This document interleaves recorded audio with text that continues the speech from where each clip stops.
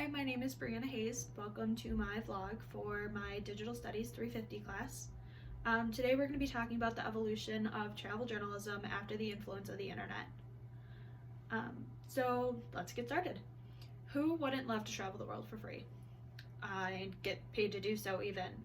Being a travel journalist seems like it would be a dream job that only a handful of people can indulge in. But what if that isn't particularly the case anymore? With the downfall of print journalism and a never-ending evolution of the internet, becoming a travel writer is easier than you think. Being a successful travel writer is actually what's harder to come by nowadays. A popular topic of conversation and warning to the newer journalists coming into the field is how the newspaper industry is dead, and there will no longer be a need for journalists. Although in some cases that may be true, it's not entirely accurate. Yes, print media has hit a bump in the road. According to research done by the Pew Research Center, the newspaper circulation has steadily declined in distribution per every 6-month interview, and newsroom jobs have decreased between 2006 and 2014 by 33%.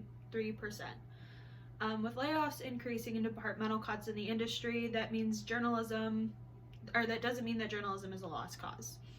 It just means that they are trying to budget their money a little bit better, and that means that they're making cuts to specific travel fields that may not be seen as a necessity, like travel journalism. According to Sam Dolnick, the assistant management editor at the New York Times, this is the time to be a journalist. And working with the team that produces The Daily, Dolnick says that there's never been a more exciting time to tell important stories and reach more people in different ways. The introduction of the internet has produced so many different ways for journalists of any field of work to create new, unique material and reach a wider variety of viewers. This new technological and economic advancement has produced winners and losers in the field of journalism. This type of change in any aspect of careers it's bound to happen. What matters is how you're able to adapt to these changes, adjust your business model, and produce content in a more pleasurable manner. And taking to the world of travel journalism, the internet has never been kinder. The beginning steps to becoming a well-established travel writer is all about creating a brand for yourself and sticking to it. For most writers, travel writing is considered icing on the top, not career cake. Fortunately enough, well-established travel writers have created many lists of how-tos when it comes to getting started. Most of these tips overlap with other writers, but have some unique perspectives to add to someone else's experience in the field. Don George, an editor-at-large for National Geographic, gave a few tips for incoming writers. He believes transparency is key. Advertisements and sponsorships are going to be a big part of your work when you're a freelance travel writer, as most writers that are starting out in the field are.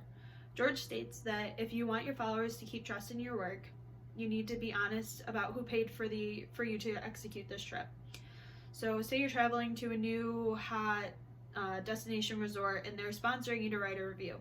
Your readers won't just automatically not trust your review just because the company is sponsoring your trip. But if you lead them to believe that you went on your own dime and that you were just writing a review because you wanted to, if they later come to find out that you were being sponsored to go and write this review, they may think that you had something to hide and that it wasn't as good as what you were, or as what you wrote it to be. In keeping with transparency, you also need to keep with your integrity. Work with companies you feel passionate about and promote products that you actually feel are good products. It's okay to branch out, but make sure when you do so that you're doing your research before signing agreements so you don't put yourself into a sticky situation later on down the road. Stay humble with your work. You may have a dream job of traveling for free and getting paid to do so, but don't lose sight of what got you there in the first place, which is sharing your craft, having a passion for learning new things and seeing new places, in the most cases for some people going into this field.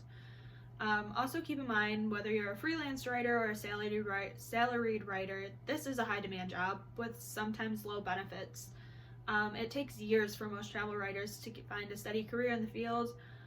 And sometimes you'll be getting a lot of stories published all at once. You'll be working on a lot of different things. And then there's going to be other times where you're getting pitches turned down left and right. What you need to do is just keep patience and get a skill and grow some skin and just don't stop even after being turned down. Just keep throwing out new pitches and going for it. When starting as a freelance writer, there's a lot of things that you need to take into consideration when reaching out to news organizations or magazines to pitch a story. It's especially important to keep in mind what kind of story you want to write, what kind of audience the organization has before you reach out to them, so that you're making sure that you're using the right multimedia skills and you're conveying the right message that's actually going to benefit you and the organization in the long run. If you're just going to pitch a way off story that may not fit the criteria of the organization's usual content, it's not necessarily a bad thing and you can't not do it, but you just need to be able to make sure that you have like your own credibility and a following of your own to prove that the story is actually going to be a success and you're not just kind of going on a limb and hoping that it's going to be good. And ways to do so is creating a personal blog. Use this to showcase your own skills in writing, photography, videography, podcast, so on and so forth. Just create a name for yourself. Find what you feel is important and start fine-tuning your own skills and focusing on what you're really good at so that you can emphasize what you really want to do in your own work and carry that through in the work that you're going to do for other organizations. Freelance writers are also considered multitaskers. This can be seen in their personal work or even with the jobs that they're doing, whether it's doing more than one job at a time or covering more than one angle in a certain story. Most of the time, freelance writers are historians, social scientists, food critics, wine experts, self-promoters, and trip planners, all wrapped into one person during the same time period of one story or as a series of stories.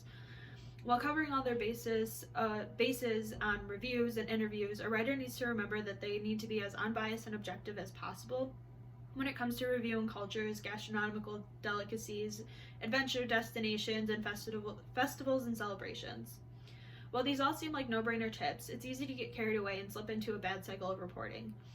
With the help of the internet, it's also made it easier for individuals with no background in writing or journalism to become a widely known influencer of travel writing. Social media like Instagram and easy-to-use blog creator websites pretty much make it to where anyone can become a writer if they follow these steps to make the right connections. For instance, there is this page called She Explores.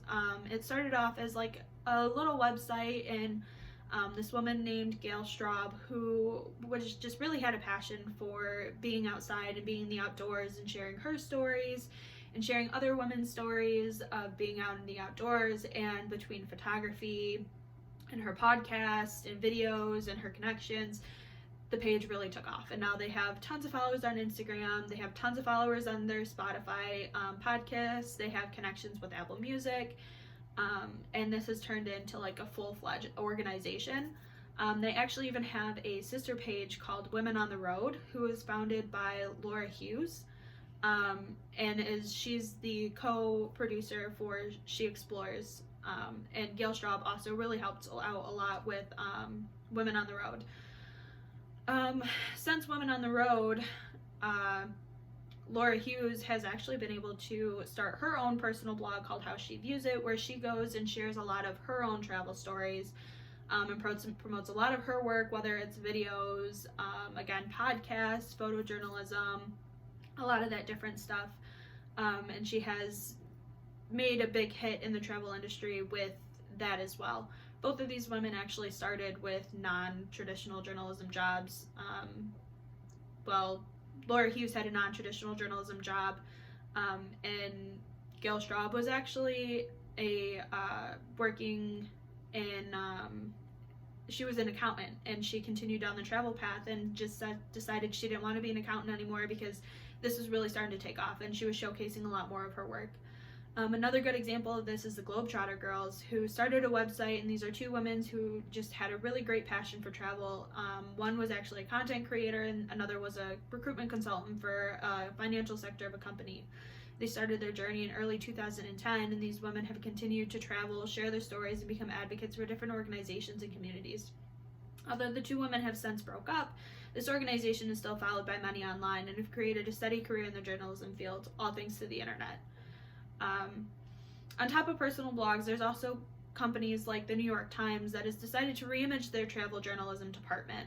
In 2018, the New York Times decided that they were going to share an advertisement with the world, just saying that they needed a journalist who is willing to take a year off and visit 52 spots around the world. During this journey, the journalist was asked to write a story sharing their experience with each place that they visited and an overall piece expressing what it was like to live life on the road. When asked what kind of applicant they were looking for, the New York Times said that they wanted a unicorn that had it all, meaning they wanted someone who was willing to expand their learning, document their experiences, and showed a strong sense of knowledge towards what was being asked of them. Amy Vership, the new travel editor for the New York Times, said that she wasn't particularly looking for anyone with any certain type of background in education, so you didn't have to come from a communications, education, or journalism background. If you had a blog or you were really passionate about traveling and you gave them your resume and showed them the work that you've done in the past and they felt like you were going to be a good fit, you were automatically eligible to get this position. It did end up going to, the first one for 2018 did end up going to someone who was already working for the New York Times, but they are continuing to do it this year. I know that 2019 they're actually coming out with that soon, and this was a male who won this who wasn't a part of the New York Times before going on to this journey. So Amy Vership claimed that they wanted to reinvent how they told their stories and create a truer sense of authenticity in their writing. So really living like a local when they're sharing their travel stories. And there was kind of a little bit of controversy that came around this from commentary from like other big travel journalists.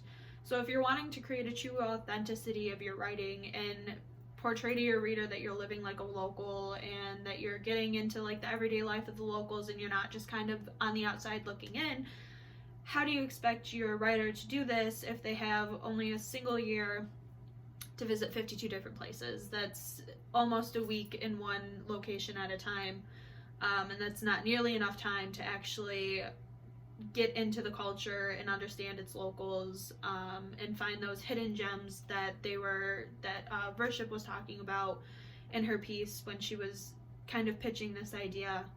And although there was some commentary about it, like I said earlier, they did do it for 2019, and I'm assuming they're going to do it again for 2020 because it did have a pretty good turnout with its viewers. So yeah. In conclusion, journalism is not dead. The internet most certainly did not kill it.